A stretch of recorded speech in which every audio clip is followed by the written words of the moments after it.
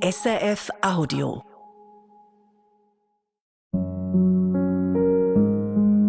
Stress und Angst. Das sind Gefühle, die Raffaela sehr gut kennt. Raffaela ist 15 und auf Lehrstellensuche. Ja, es macht sehr enorm Druck. Vor allem, wenn man sieht, dass alle Lehrstellen bekommen und du dann wie nicht. Das ist sehr mühsam. Man fühlt sich definitiv sehr traurig, depressiv auch. Und man ist einfach man weiss einfach nicht mehr, wie die Zukunft aussieht. So wie Raffaela geht es vielen jungen Menschen in der Schweiz. Die psychische Belastung hat zugenommen. Das zeigt nun auch ein landesweites Monitoring vom Bundesamt für Gesundheit. Auffällig ist, bei den Mädchen fallen die Zahlen höher aus. Sie haben mehr Stress in der Schule, sind häufiger chronisch übermüdet, nervös, traurig oder ängstlich. Was ist da los, fragen wir heute bei News Plus. Ich bin Dominik Rolli.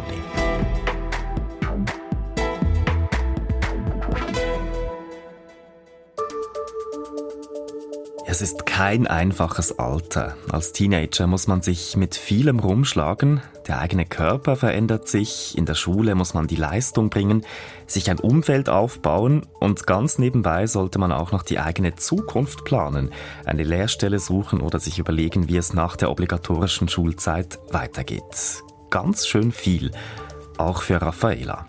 Das Quote, das wir eben gehört haben, das stammt übrigens aus einem Beitrag der Tagesschau. Für manche ist dieser ganze Stress zu viel. Das geht aus dem Bericht Kids Health hervor, den das Bundesamt für Gesundheit diese Woche herausgegeben hat. In diesen Bericht sind verschiedenste Daten eingeflossen zu Themenbereichen wie Bewegung, Substanzkonsum oder auch Essverhalten. Entstanden ist eine Bestandesaufnahme zum Gesundheitszustand junger Menschen in der Schweiz. Und eines vorneweg: Nicht alles ist schlecht, vieles läuft sogar recht gut und besser als früher. Kinder und Jugendliche in der Schweiz sind grundsätzlich bei guter Gesundheit. Junge bewegen sich zum Beispiel mehr als noch vor 8 Jahren. Sie konsumieren auch weniger Alkohol und Cannabis. Aber bei der psychischen Gesundheit sieht es etwas anders aus. Da geht's bei beiden Geschlechtern bergab. Bei den Mädchen aber offenbar stärker als bei den Jungen. So hat's im Bericht vom Bundesamt für Gesundheit auch eine Grafik zu den Hospitalisationen von Kindern und Jugendlichen in der Psychiatrie. Das sind die Fälle, wo die Belastung so groß ist, dass es einen stationären Aufenthalt in einer psychiatrischen Klinik braucht. Im Jahr 2024 gab es bei den Mädchen 9 solcher Fälle auf 1000 Einwohnerinnen und Einwohner, bei den Jungen waren es 5. Bei den Mädchen hat sich diese Zahl über die letzten 20 Jahre mehr als verdoppelt. Aber ist es wirklich so, dass Mädchen stärker von psychischen Problemen betroffen sind? Das habe ich Filomena Sabatella gefragt. Sie ist Co-Leiterin der Gruppe Klinische Psychologie im Kindes- und Jugendalter an der ZHAW, der Zürcher Hochschule für angewandte Wissenschaften. Wir wissen auch schon aus anderen Studien, dass Mädchen, sei es bei Stress, psychische Belastung im Allgemeinen, sehr viel höhere Werte berichten. Wir wissen aber auch, dass dann manche Jugendliche häufiger schwerwiegendere Folgen haben von psychischen Erkrankungen, als zum Beispiel häufiger auch Suizide durchführen als jetzt Mädchen. Ob es also tatsächlich so ist, dass sie belasteter sind, kann man annehmen, muss aber nicht unbedingt der Fall sein. Also es könnte auch sein, dass sich Mädchen einfach belasteter fühlen in dem Sinne, aber die Probleme an sich gleich sind wie bei den Jungen. Ja, dass sich belasteter fühlen, möglich, aber auch, dass sich halt die Symptome, die abgefragt werden, sich halt bei weiblichen Jugendlichen klarer zeigen als jetzt bei männlichen Jugendlichen. Also bei der Depression zum Beispiel, eines der häufigsten Störungsbilder, vor allem im Jugendalter, wissen wir auch, dass eben junge Männer quasi, dass sich das ganz anders auch äußert, oder? Also dass zum Beispiel sich eine Depression bei jungen Männern auch durch Aggressivität äußern kann. Also so die unterschiedliche Sichtbarkeit der Symptome kann auch ein Grund sein. Es kann aber auch sein, dass Mädchen oder junge Frauen auch häufiger diese Symptome berichten, wohingegen bei jungen Männern vielleicht auch kulturelle Stereotype, Vorstellungen darüber herrschen, dass eben Männer nicht über diese Symptome sprechen oder über Belastungen, die sie empfinden. Und da spielen möglicherweise auch die toxischen Männerbilder eine Rolle, die in den sozialen Medien gerade eine Art Revival erleben. Ein Junge hat stark zu sein und spricht nicht über seine Gefühle. Das ist ja so das Mantra, das dort verbreitet wird. Für mich ist ein starker Mann jemand, der Ziele hat, Prioritäten hat und sich nicht von irgendwelchen Frauen kaputt machen. Dazu hat unser Schwesterkanal News Plus Hintergründe übrigens eine Serie gemacht. Alpha Boys heisst sie. Ihr findet sie überall dort, wo es Podcasts gibt, und wir haben sie auch verlinkt. Die Zahlen zeigen also vermutlich nicht die ganze Realität. Vor allem bei den Jungen kann sich psychischer Stress anders zeigen. Es kann auch sein, dass Mädchen weniger Hemmungen haben, darüber zu sprechen. Generell sei man heute sensibilisierter, was psychische Belastungen angehe, sagt Expertin Filomena Sabatella. Das ist sicherlich auch ein Grund, oder, dass heute psychische Probleme alltagstauglicher geworden sind, dass sie auch in den sozialen Medien ja auch häufig besprochen werden, oder? Also das sehe ich auch häufig in Therapien, dass dann junge Menschen mit Informationen aus TikTok oder Instagram zu mir kommen. Ich glaube aber schon auch, also um es auch ein bisschen dann in einen Kontext zu setzen, dass sich unsere Umwelt auch massiv verändert hat, oder? Also dass heute nur schon der Leistungsdruck schon viel früher stattfindet. Das wissen wir auch aus der Pro Juventute Stressstudie quasi, dass dort Schule, Ausbildung eine wichtige Rolle spielt. Was häufig auch diskutiert wird, das Körperbild, das auf soziale Medien vermittelt wird, das sich aber, glaube ich, für beide Geschlechter eine Auswirkung haben kann, aber halt anders. Und aber auch natürlich hochaktuell, dass viel mehr auch Sorgen um die Zukunft da ist. Das ist auch etwas, das wissen wir aus der Jugendstudie von der Pro Juventute zum Beispiel, dass Mädchen, also junge Frauen, viel häufiger über Krisen berichten, oder? Weil halt die Zukunft seit der Covid-19-Pandemie doch für einige unsicher geworden ist. Der Bundesrat ist es sehr ernst. Wir alle müssen nun die Maßnahmen befolgen. Bleiben Sie, wenn immer möglich, zu Hause. Die Ansteckungen mit dem Coronavirus nehmen zu, und zwar rasant.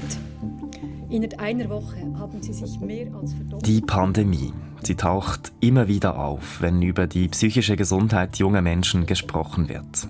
Die Lockdowns und Einschränkungen waren natürlich für niemanden toll.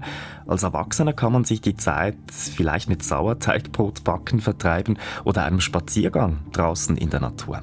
Besonders für die Jungen war Corona aber schon ein ziemlicher Einschnitt, wenn man plötzlich nirgends mehr hin kann, seine Freunde kaum mehr treffen kann, in einem Alter, in dem ohnehin vieles im Umbruch ist. Ein Alter, in dem man schon genug Zukunftssorgen hat, auch ohne die Pandemie. Das zeigt sich auch im Gesundheitsmonitoring, das ich vorher erwähnt habe. In dieser Grafik zeigt die Kurve der Hospitalisationen von Jugendlichen in der Psychiatrie seit 2012 nach oben, und in den Jahren 2020 und 2021 gab es nochmal einen richtigen Schub. Da geht die Kurve noch steiler hoch. Sicherlich hat das zeitgleich stattgefunden. Man muss halt immer auch wieder berücksichtigen, dass die Pandemie insbesondere für diese jungen Menschen ja einen klaren Einschnitt war, oder? Also das Jugendalter, das ist ein Alter, wo man eben exploriert, herausfindet, wie die Welt funktioniert, wie man selbst ist. Und das wird ja diesen Jugendlichen stark versagt in dieser Zeit.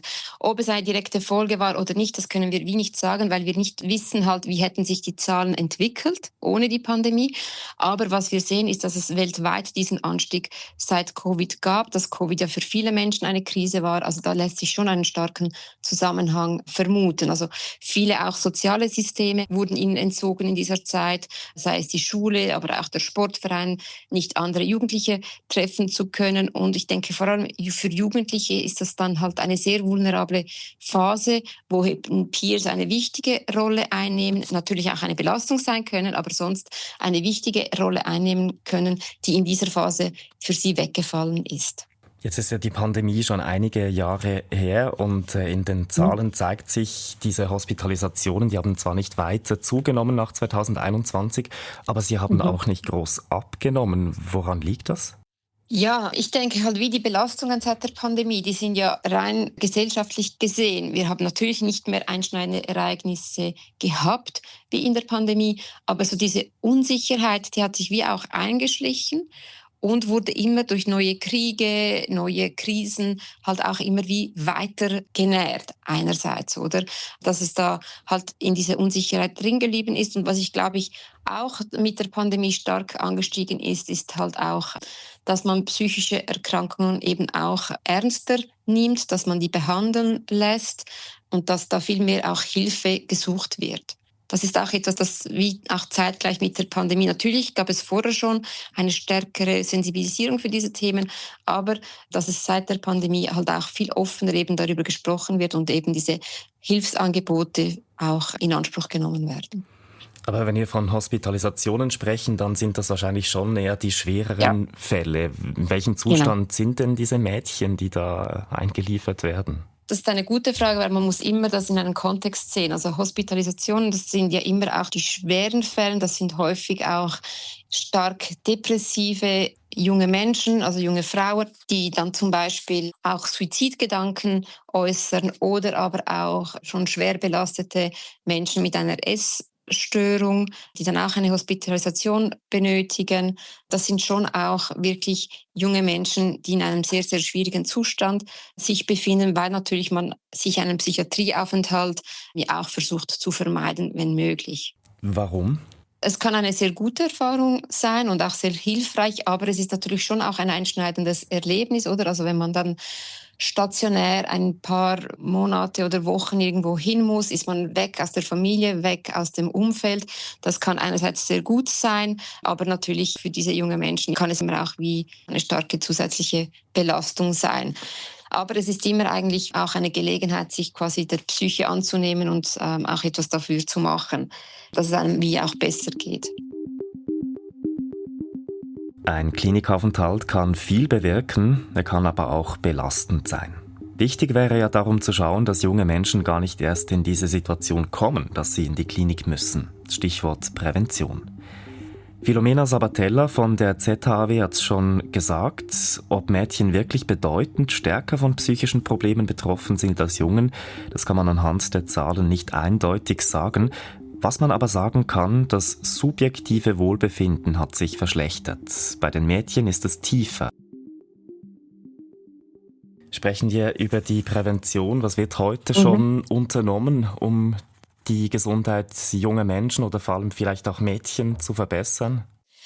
Ja, es gibt ja auch eben, dass ja junge Mädchen stärker belastet sind. Das haben jetzt einige Studien gezeigt. Eben, sie haben die Hospitalisation aus 2021 erwähnt. Es gibt Programme von der Gesundheitsförderung zum Beispiel, die explizit auf diese Zielgruppe abzielen. Ganz allgemein versucht man aber auch immer mehr in Schulen quasi dafür zu sensibilisieren. Man versucht aber eben auch Prävention im Alltag zu verankern, nicht nur in Form von Therapie, sondern halt auch, dass eine physische Gesundheit natürlich auch zu einer besseren psychischen Gesundheit beitragen kann, dass man medienkompetenter wird und eben auch diesen Umgang mit Social Media richtig einordnen zu können. Man versucht auch zum Beispiel durch die Pro Juventute, aber auch Eltern und Bezugspersonen zu stärken. Und was ich denke, was für junge Mädchen schon auch wichtig ist, ist viel geschlechtersensibel zu arbeiten. Also so Themen, die vielleicht nur Mädchen betreffen oder mehrheitlich Mädchen betreffen, dass man das expliziter auch so angeht. Da gibt's ja schon Beispiele dafür, wenn etwa der Aufklärungsunterricht an Schulen geschlechtergetrennt durchgeführt wird und sich Mädchen und Jungen dann eher trauen, sich zu öffnen und Fragen zu stellen. Wo sehen Sie den größten Handlungsbedarf? Den sehe ich jetzt unabhängig vom Geschlecht, oder? Wissen wir eigentlich schon seit längerem, dass junge Menschen stärker psychisch belastet sind. Oder ein Indikator ist ja auch, dass immer mehr junge Menschen eine IV-Rente beziehen wegen einer psychischen Erkrankung. Und ich glaube, nebst dieser individuellen Behandlung dieser jungen Menschen in einer Therapie und Prävention und Aufklärung und eben auch Stärkung der Bezugspersonen und der Eltern, wäre es halt auch wichtig, ihnen reellen Druck wegzunehmen. Also zum Beispiel schon in der Schule, dass man da halt wirklich vielleicht mal auch auf einer politischen Ebene intervenieren würde und sich überlegen könnte, ja, wo könnten wir tatsächlich mehr Druck wegnehmen? Und Schule wäre meiner Meinung nach schon auch ein Handlungsfeld, oder? Das wissen wir auch aus der Pro Juventute-Studie, dass ja auch Leistungsdruck bei bereits sehr jungen Menschen eine wichtige Rolle spielt. Es Es geht also nicht nur darum, wie Schulen, Eltern und das Umfeld mit der psychischen Belastung von Kindern umgehen. Man muss sich auch die Frage stellen, wie solcher Stress möglichst verhindert werden kann und ob man vielleicht nicht mal den Leistungsdruck überdenken sollte, dem sich die Jungen offenbar immer stärker ausgesetzt fühlen. Das war's von News Plus für heute. Marc Alemann hat an dieser Folge mitgearbeitet, produziert hat sie Silvan Zemp und ich bin Dominik Horli. Das war ein Podcast von SRF. Produziert im Auftrag der SRG.